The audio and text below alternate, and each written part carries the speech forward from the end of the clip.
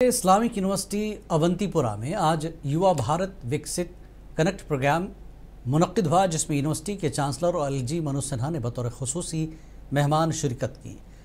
LG Manoj Sinha ने Islamic university में विकसित भारत युवा कनेक्ट की तकरीब से खिताब करते हुए कहा कि मुल्क को विकसित बनाने में नौजवान नस्ल की एक अहम जिम्मेदारी है और इस सिलसिले में हमारे नौजवानों को आगे आना चाहिए।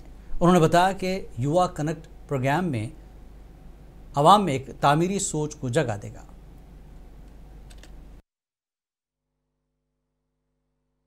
भारत के माननीय प्रधानमंत्री श्रीमान नरेंद्र मोदी जी के द्वारा विकसित भारत युवा कनेक्ट प्रोग्राम का फॉर्मल लॉन्च होगा और उस दिन देश में एक साथ 1339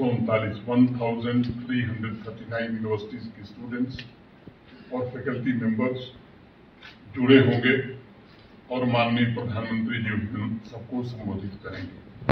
हमारे यूथ के आइडियाज, उनके सॉल्यूशंस, समाज में सकारात्मक संकल्प की आकांक्षा, मैं मानता हूं कि उन्हें डेवलप इंडिया की यात्रा का सबसे प्रमुख स्टेक होल्डर बनाती है।